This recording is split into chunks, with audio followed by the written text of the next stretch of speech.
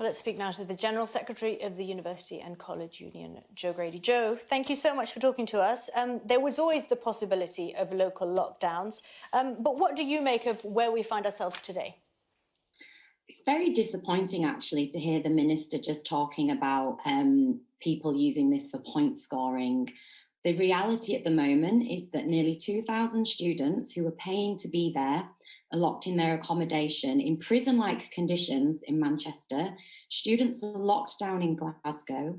Our union, over nearly a month ago now, Independent Sage, warned this would happen. It's not simply about people not sticking to rules. Universities are inherently shared spaces. Despite all warnings, the government and universities encourage the mass movement of 1 million students with no functioning track and trace, no testing when people arrive on campus. This is not sufficient. They need to move heaven and earth now to make sure that students who are locked in accommodation can have a managed and safe return home if that's what they want to do, that they should be released from their accommodation contracts, and as a matter of urgency, teaching where possible is moved online for the remainder of this semester. Do you think they should have gone back at all, Joe? Do I think what, sorry? They should have gone back at all.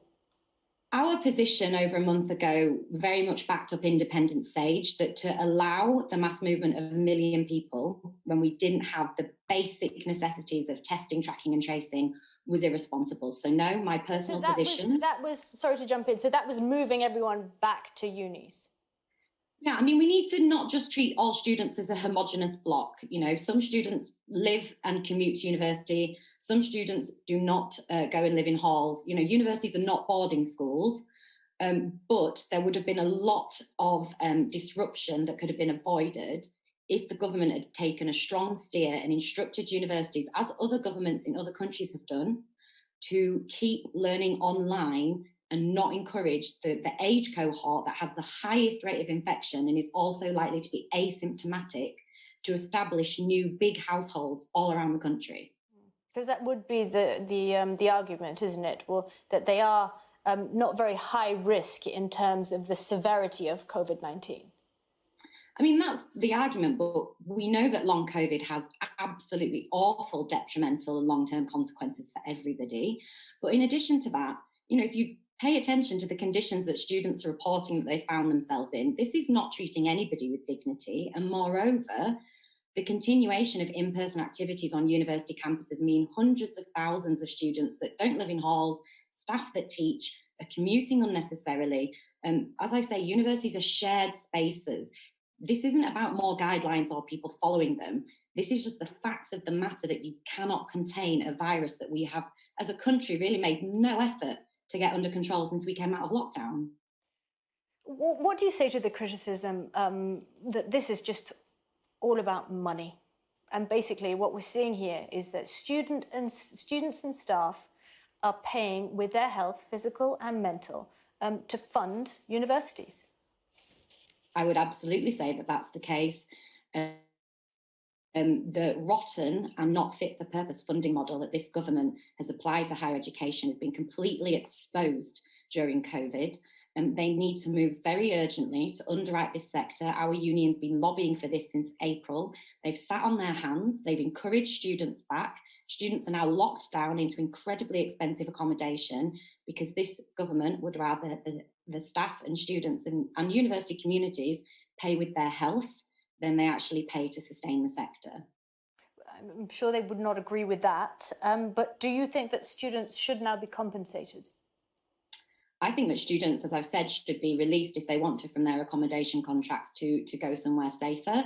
And I think that the government needs to urgently address how they're going to fund this sector through this year. And if they decide that that involves reimbursing students for fees, then they still have a bigger question as to how they're going to leave universities with a financial shortfall of funding. If you were worried about moving 1 million people around, getting everyone back to uni, surely they all have to finish their self-isolation now before they can potentially go home. Yeah, so I mean, it's a complicated situation. I don't think anyone's going to suggest it's not, but we have a situation now where people have moved. In Scotland, they've been there for several weeks. Not all other universities in the UK have welcomed freshers back yet. But there is a duty now to stop pretending that this is business as usual and we can kick the can down the road till Christmas. There is a duty for universities, government, and any other bodies to see what a managed return to home for those who need to go home would look like. Whether or not that means quarantining in safe halls, because the reports that we're getting is a lot of students don't feel safe. I am getting parents emailing me via our union's website who are really scared, who say that they're contacting their child's university and they're not getting any information. This is a priority to fix. I agree with you. We can't just have a completely uncontrolled movement back home.